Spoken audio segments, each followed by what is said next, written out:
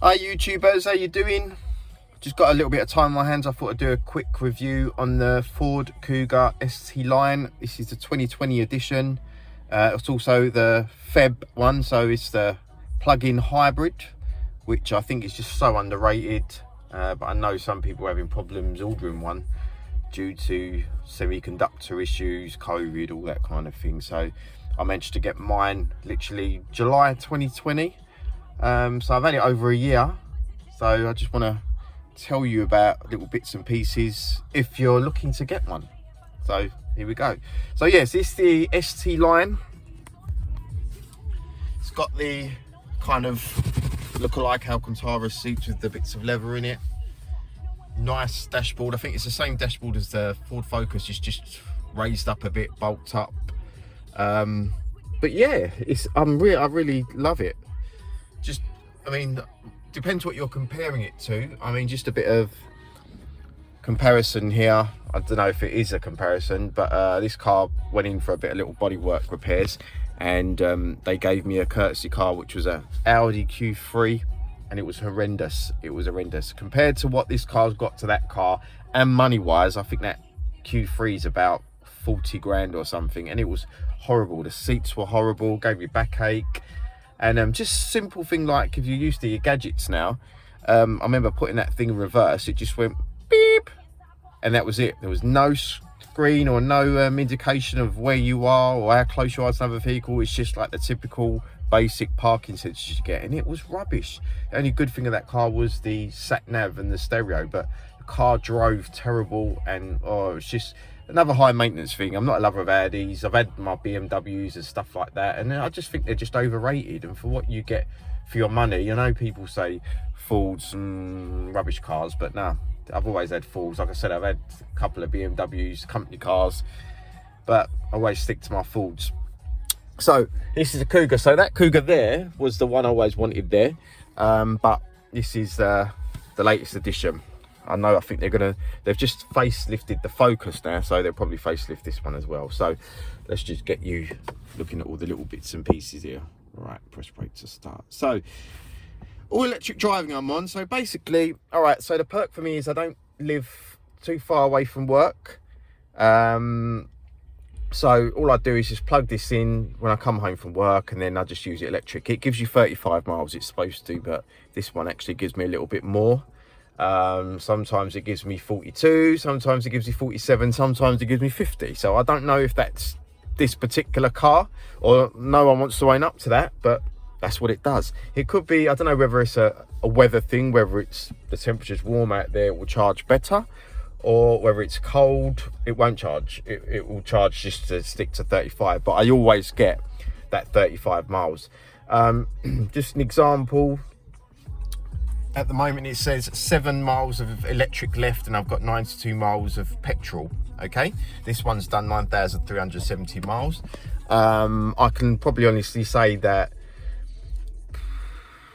8,000 of those miles was probably done on solely electric. Yeah, I don't go out too far. If we go and see friends and put the places like 2 hours trip, then I'll keep it on electric for half the way, and then it will go into petrol mode, and then I might click it onto hybrid. That will charge it up. So just to give you some information of the buttons here, so you've got EV. So if I just press that to start it, yeah, ready to drive, 90% charge. So I'm pressing this button, so this is the button you'll use, EV. Okay, so let me just start it from the basics. So that is normal operation. Yeah, so what that tells you is you'll drive with a mixture of petrol and electric.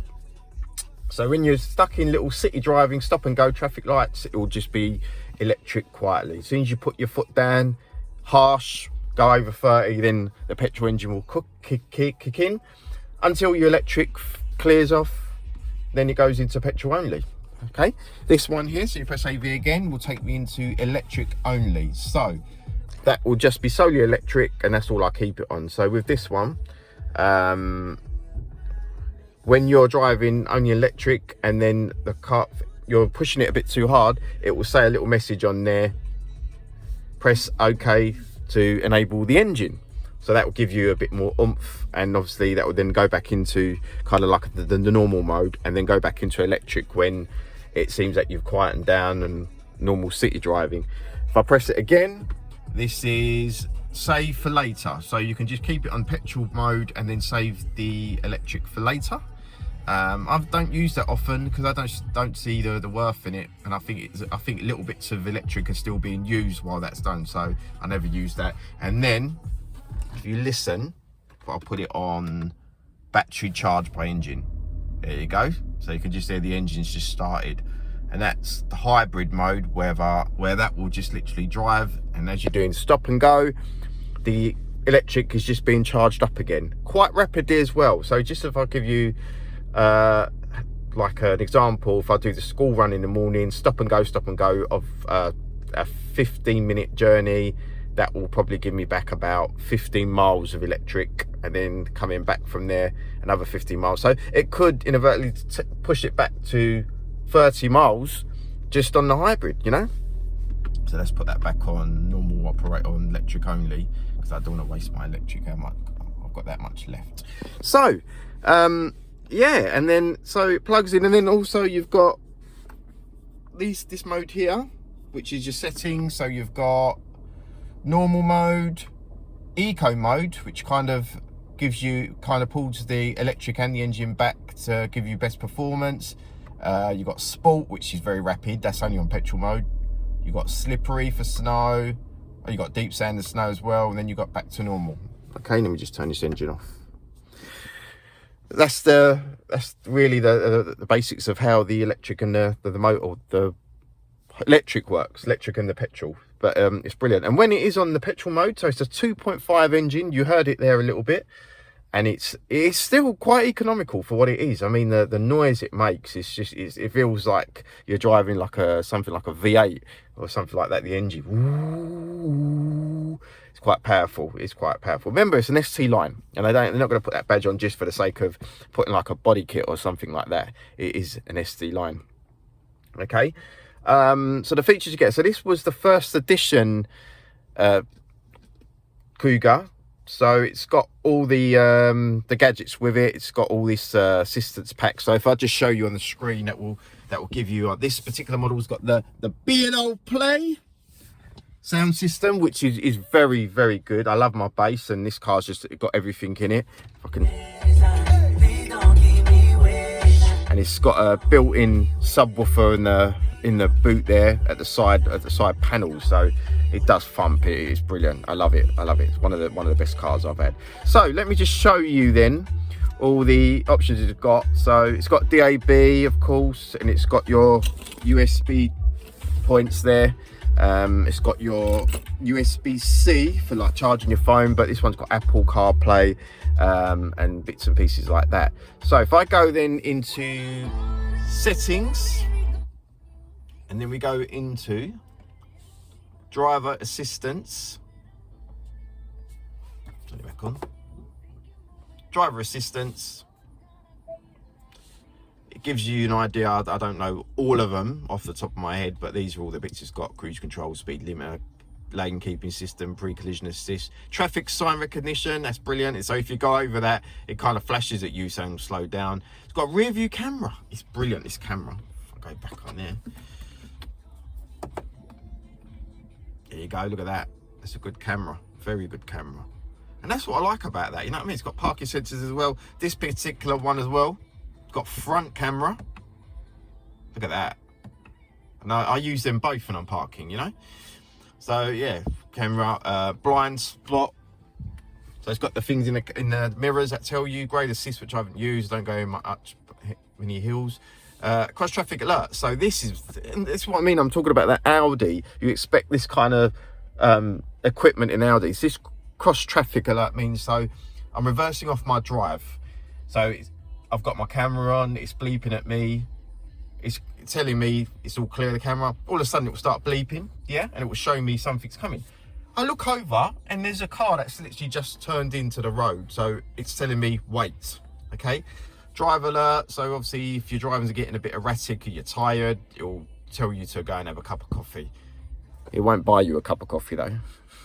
It should do. Yeah, so that's them bits in the vehicle itself.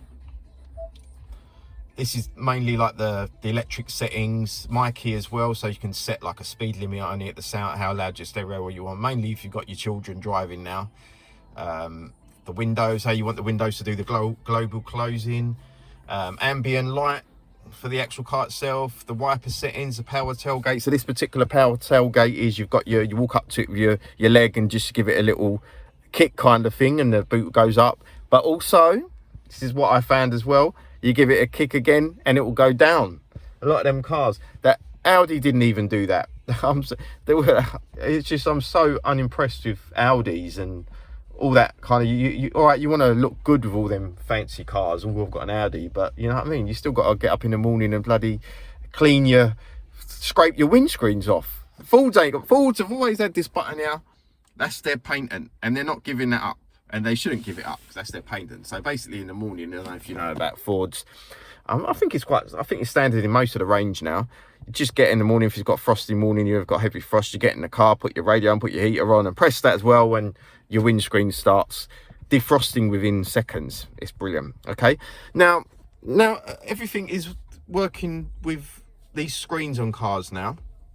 And I recently test drove a Volvo 8, well, I didn't test drive it, it was a courtesy car again. It was a Volvo XC60. Oh, it was a gorgeous car, lovely, luxurious car. They're another underrated car as well. No one wants to see driving a Volvo, do they? But the same thing is, everything was controlled from this screen. Okay, so if I wanted to put the heating on, I had to tap into this screen. Now, I think that's quite dangerous because you're losing focus of the roads and everything around you, and you're just trying to concentrate on doing this to put your heating on. Fords, here you go, there's your essentials. So you want to put your heating on, there's your heating on there you go, top, legs, all that kind of stuff, it's all there. Don't have to worry about all this. This is just for, you know what I mean, you go into settings, for your detailed settings when you've got nothing to do like me, or just for the radio and stuff like that. Your phone, obviously you'll have your bits there. So you've got your audio, you've got your settings on here for your audio, sound, which is quite there, all there. You can also have it here as well, that gets to it a lot quicker. You got your phone, recent calls, contacts, all this kind of stuff. Your navigation, okay, got your navigation there and everything. So basically it's okay, but it is a bit slow. So when you starting up, if you want to get in the car and start up and you want to go somewhere quickly, the destination, it's like a computer. It takes, well, it is a computer, but it takes a little bit longer to kind of load and find out where you are and stuff like that. So that's kind of that's the negative point for me for this car. It's a power flow. If you're going to have it like the old Toyota Priuses, gives you a little kind of picture of your car there. It tells you you're idling, and then it will tell you electric is running the engine, or if you're in hybrid mode, the engine will be on, and it's giving you all that kind of information. It's good to have. People sitting in the back like, electric, very good. Ford as well, electric. Okay, and this is actually the only plug-in hybrid you get from Ford at the moment. You know? Yeah. So yeah, like I said, radio, you've got all your stations here. So I've got my, say, DAB. You've got DAB there. All this, you've got your tunings here, and you up and down, your forward and backwards and bits like that. And also, if you're getting fed up with this screen, you turn the screen off. That's it. So here's all digital. So this is only with the plug-in hybrid you get the digital screen. Normal titaniums and that. Titanium, when I got this, was plug-in hybrid, but now they've changed it. So just from the ST line, it is plug-in hybrid, and obviously the Vignale as well. But anything before that is just normal, just petrol and diesel. I do like the titanium because I'm a bit old-fashioned. I like the chrome and the wood. So the guy who got me this one, which is Lookers in Chelmsford, really good sales team there. They got me this one for a really good price. They've recently called me back to see if I wanted to upgrade into a brand new model, but the only thing is now, because this was the first edition, I've got basically everything with it. The only thing that this hasn't got is the heated seats, the heated steering wheel. I can't think of anything else, because the ST Line X after this has got the panoramic roof, and the heat seats and the 19-inch wheels. But I've got my HUB system there, where you can see the on-screen display there of the mileage, the speedometer and the sat nav and everything like that. But I love it. I can't fault this car. I really can't fault it. Over here you've got all your lights, your brightness of your lights inside. You've got your boot release, your fuel cap release, all your lights here. Electric windows all 4, your folding mirrors. You lock it. Oh, let me tell you this. So the negatives of this car, and there's not many. I mean, some. All right. So the first thing I asked for when I got this car is, I love my music, as you can tell. No CD player. So they've dropped the CD player. So I can understand why they've dropped the CD player. It's obviously a device that's probably taking up space, and also it's something that can go wrong. So basically now I've got these USBs that just plug in, and that's what I use for my music. The only thing, you got to download everything onto USB, which is hassle, where you just get a CD, you chuck it in. Yeah, so I missed the CD player. I think it could have been, they could have put it in there, or I think in the EcoSport. I remember I bought my Doris the EcoSport before, and then you could have the CD player in the glove compartment, but I think they've ruled out CD players, but they'll probably come back eventually. But the stereo on this is unbelievable. It's really, really basic. Now, this is what I was talking about, yeah? So your lock buttons are right here. So sometimes if I've come back late at night, well, I don't want to be seen. I mean, this car is bright white, so I am going to be seen. Sometimes if you try and open the door and you press the lock by accident, it will go beep, beep, and then everyone's looking at you. So you like causing attention to yourself. You know what I mean? So why did they put that there? They could have put it there or somewhere, or there like that. But yeah, you're gonna hit that bit there, you know. Now let's talk about materials. So yeah, it's got, as you can see, it's got quite a large dash, and it's got that kind of rubberized feeling there. So it's nice when it's like clean and shined up with that like back to black. It's lovely. Or obviously you've got this kind of print of a carbon fiber, but it is plastic. And then the rest of the materials was nice, you know what I mean? Yeah, it's okay, it's okay. This little bit here, yeah, that goes into plastic, but so what? You know what I mean? Nice leather over here. It's quite solid here. This doesn't move. You got your automatic transmission, which is, everyone kind of slates this, but if you're driving a Range Rover, Evoque and them kind of things, this is where this is come from, you know. This one's got, there's your handbrake, and it's got like handbrake assist, and you're going up hills and stuff like that. But the materials, yeah, that sounds like plastic, but it's not. If you can see closely, it's nice and soft, yeah, as well. That's soft as well, yeah. So then I don't hear about all this plastic. Look, you rest your arm on that, that's lovely, comfortable. There's plastic. I don't care if it's plastic, that's fine. So over here you've got your glasses, little case there. There's all your lights. You've got the SOS. You've got your lights up here for the interior. You've got nice big mirrors here with lights. That all moves over. You've got your mirror. Yeah, I can't see it. Glove compartment. Loads of space in there. You've got another little compartment here. Yeah.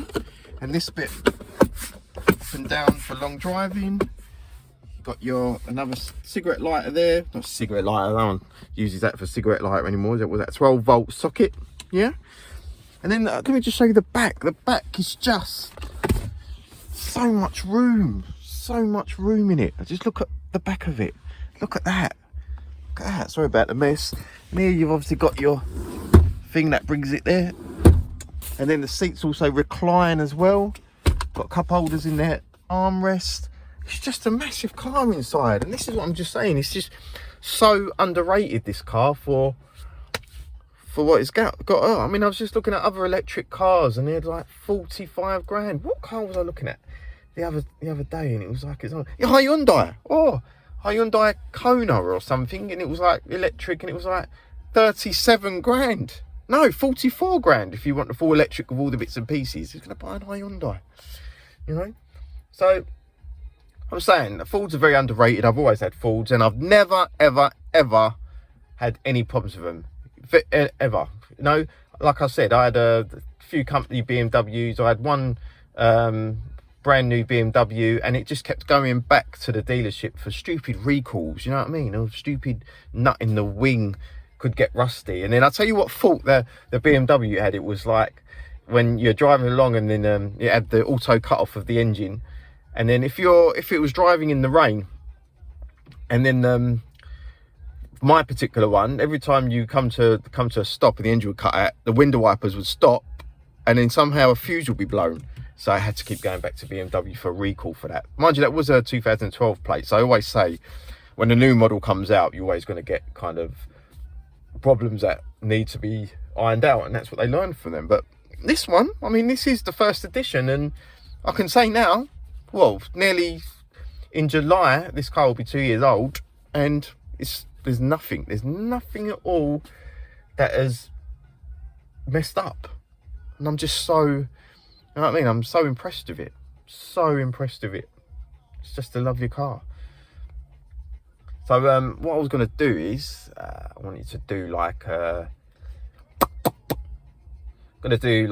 park assist, because this one's got park assist, and it's a brilliant park assist, and I want to show you how this is done. Now I'm in a car park here, so I don't have to worry about anyone moving about. So I've just started the engine. So I put that on. There you go. So at the moment it's park, reverse, neutral, D. Okay, and I'm going to press the park assist. Okay, select side, use direction, ensure park brake is released. Okay, so I'm going to do that one. Right. So if I go and press it again, it's going to find a space for me. Watch this. Ooh, space found there. I don't want that space. I want this one. I want this one coming up here. Ready? Here we go. Stop. Right. So put it in neutral. Yeah. Press the button, but keep your foot on the brake slowly, because it can go in a little bit fast. So watch this. It's doing it all for me. Look. Yeah. Look.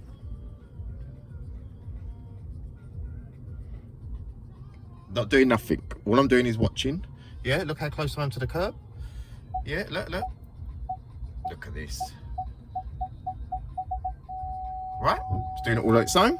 Not touching nothing. Look at this. There you go. Done, finished. Look at that. And all you do is press that, and it's done. That is just so impressive.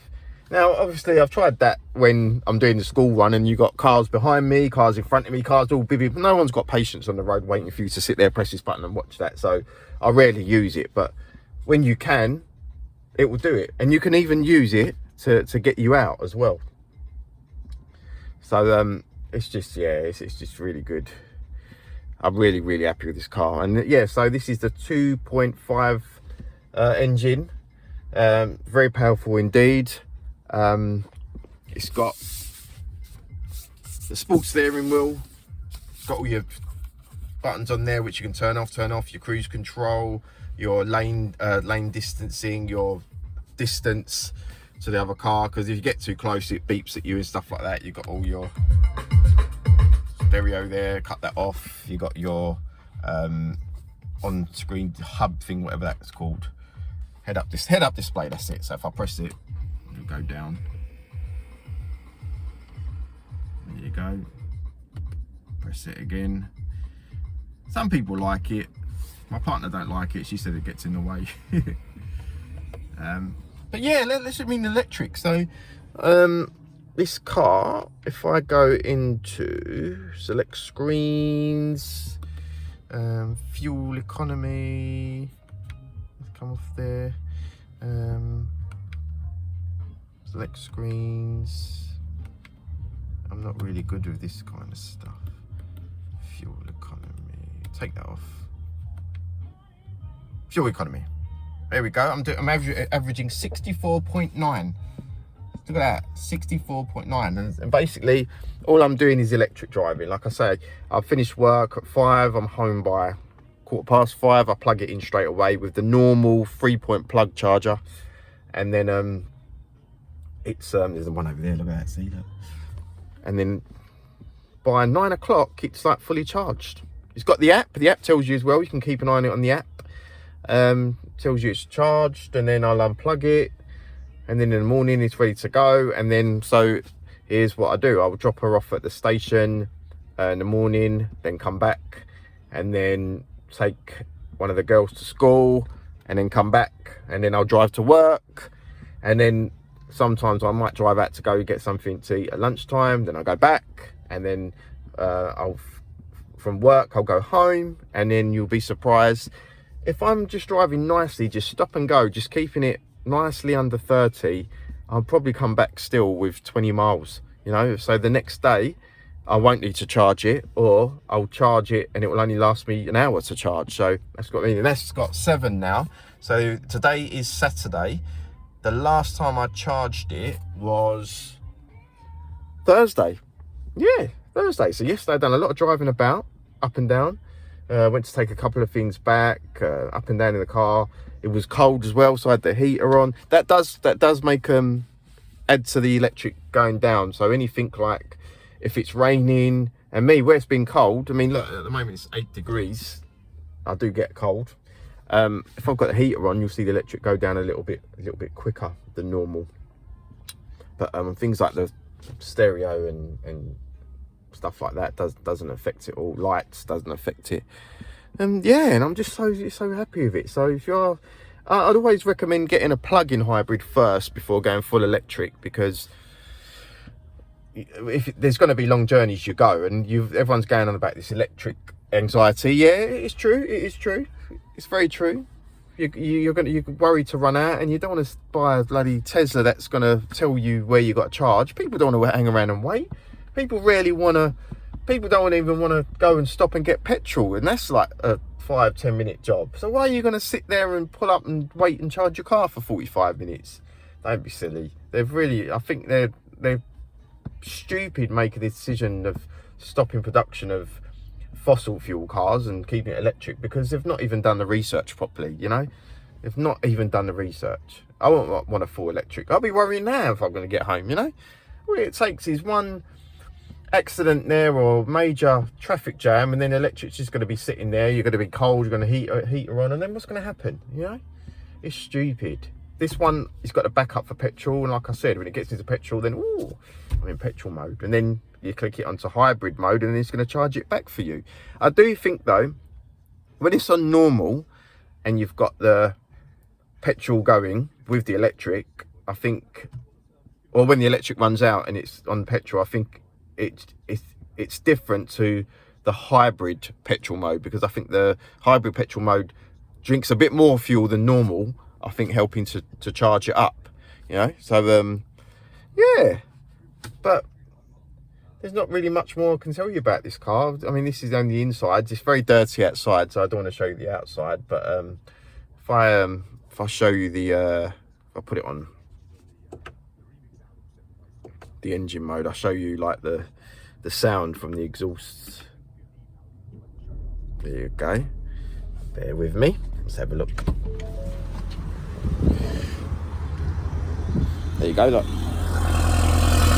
at that. Plug-in hybrid. There you go. This is the white one. Full white. Like I said, if I washed it, then I'd be happy to show you. But having a frozen white, and this frozen white is the brightest white in a car. You put it next to any other white car, even when it was like snowing and you get that dirty black snow, this car was still standing out, you know.